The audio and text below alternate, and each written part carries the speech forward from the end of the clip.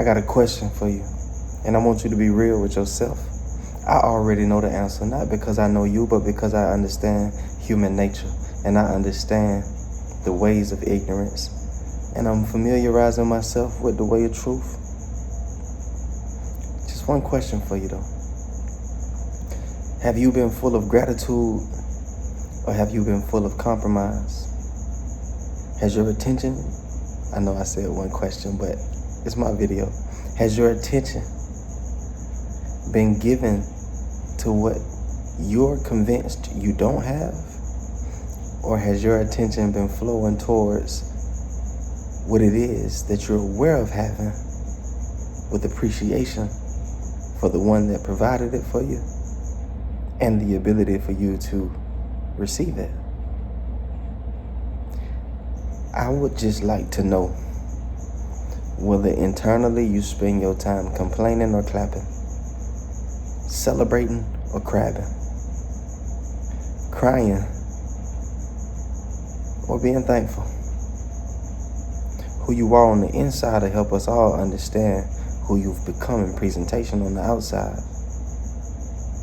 I get it if nobody else gets it, that the way you present yourself on a day-to-day basis is not always a reflection of your true nature.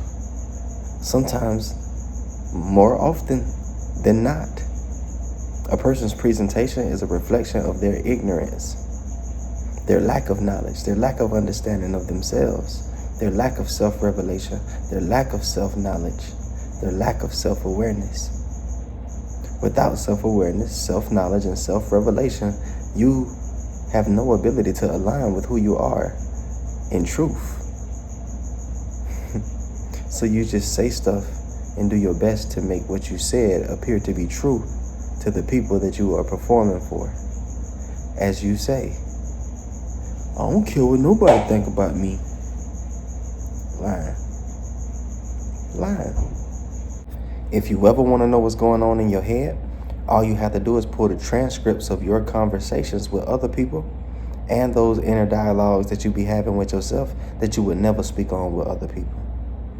If you go back and reflect on these moments unbiasedly, in truth, you will see, in fact, that the very things that you say you believe, you do not, because you speak contrary to them. And the things that you say you aren't afraid of, you clearly are, because you constantly give attention and constantly give time in conversation to the very things that you say you're not worried about. You've never spoken on anything that you weren't worrying about. You've never woke up day after day and conversed with someone you cared about things you didn't care about. It's not natural to the way we function. You only talk about the things that you care about because you're selfishly driven and programmed. You only give your attention to the things that you believe are going to propel you into the positions that you've seen yourself inwardly, that you now crave for other people to see you in as well. It's really not rocket science.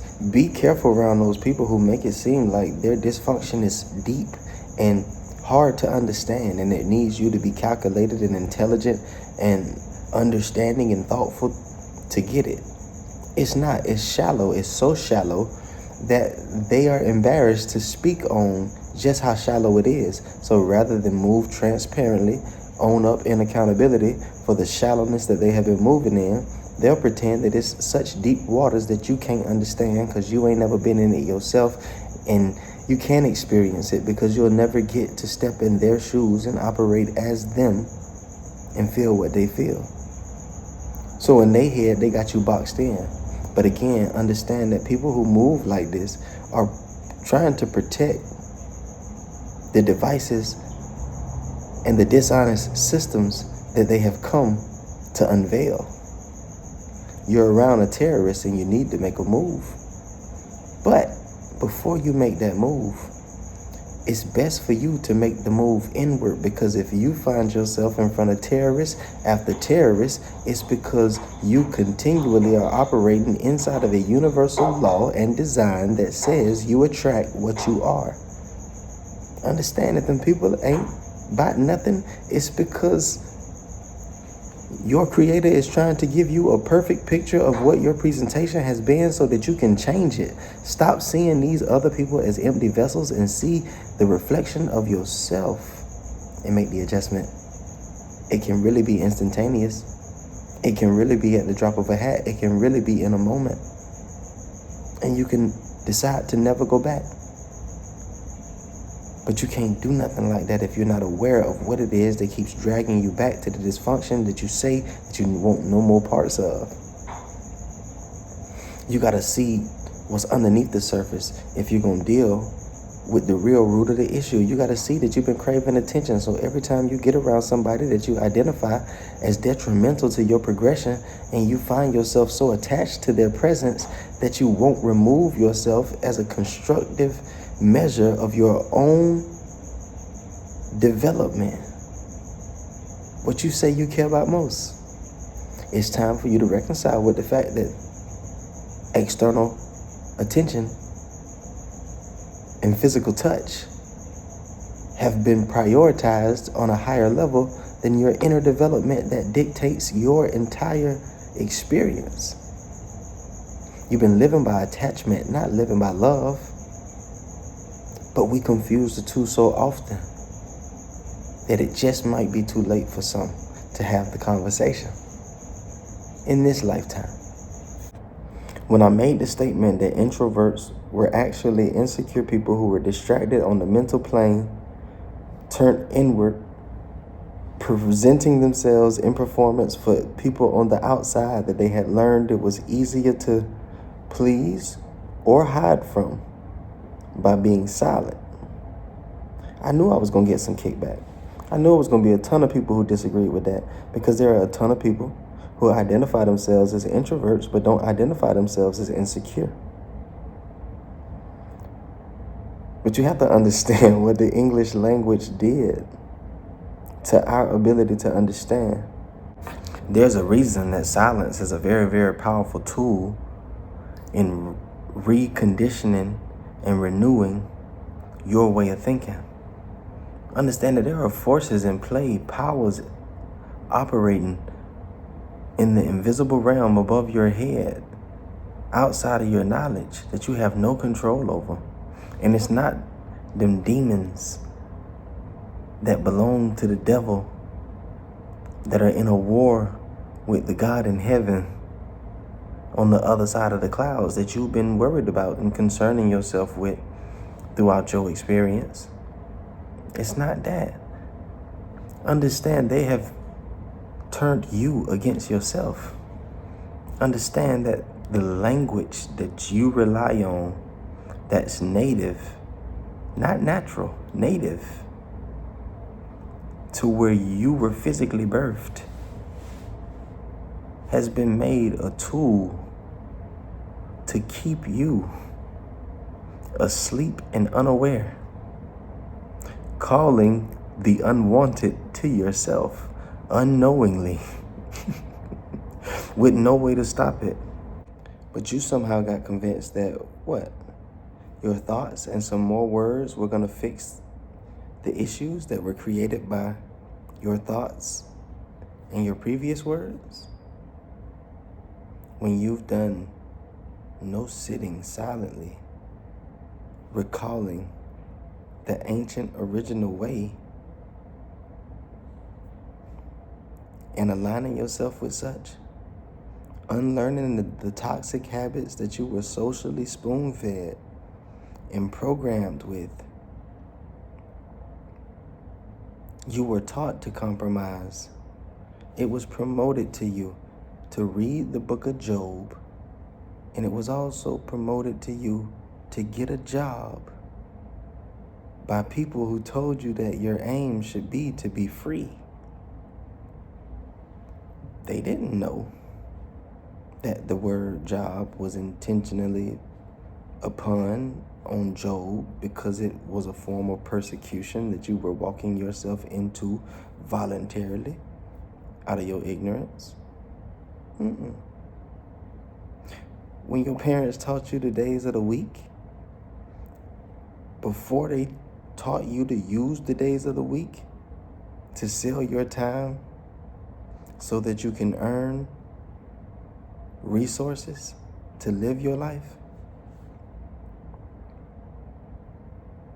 They didn't know that earn was a play on and earn. Like you put a decomposed body's ashes in. They didn't know. They didn't know when you were going to sit down with your financial advisor and talk about your undertakings that was a play on an undertaker. They didn't know. They had no idea that the weekdays was what left you in a daze and weak. They didn't know. But them not knowing is no excuse for you not knowing, because all you had to do is sit down, get still, and allow for the teacher that you desired to be provided for you so that you could know the very things that you were paying the cost of not knowing. You've been compromising because you didn't know. Compromising has not been fun. Chasing convenience has been very expensive on you. You've lost a ton of resources and a ton of relationships chasing convenience and compromising. But I guarantee you them same people would have clung to you had you been full of gratitude and full of appreciation for everything that you had. Because a relationship with them was one of the things that you had. And while you were busy compromising, and while you were busy critiquing, and while you were busy trying to imagine your way to success, you were not being thankful in the moment that you were spending with the people around you. You've been raising your children in your head, totally overlooking that in that moment, both parties are healthy. Both parties are together. Statistically speaking, that's a gift within itself. There are people who don't know where their children are, and you've been running yourself into the ground, leading yourself into hypertension because your children don't listen to every single word that you say. You don't listen to every single word that you say. You constantly disobey yourself. You constantly say that you're going to do things, implement new plans, ideas, and then don't act on it because you're distracted with what is and what was. And you don't beat yourself up like that. You don't go and grab a belt and beat yourself. So how dare you go in there and mess with them children who are just modeling for you what they've learned from their time inside of your presentation? I'm sure that your children would love nothing more. They may struggle with it in the beginning because it's probably going to be a lot more structured than they used to. They may struggle with it in the beginning because they have not identified or had to identify consistency or be accountable for anything because they've lived with you as you've dodged your dysfunction. But I guarantee you they love nothing more than to meet the real you. The you that was created whole, perfect, alert, kind, considerate, understanding. Return back to original form and you won't have to put so much effort into being the good person that you say that you want to be or imagine that you are. You were created by a good creator. Of course you're a good person. You should stop promoting that with your mouth and get somewhere in the silence and accept and receive that truth within yourself for yourself so that you can act on it. You can become an expression. You can be a witness of the very truth that you've been projecting very loudly for people who can see you to see that that's not the truth of where you are. Lock in. Safety. Love.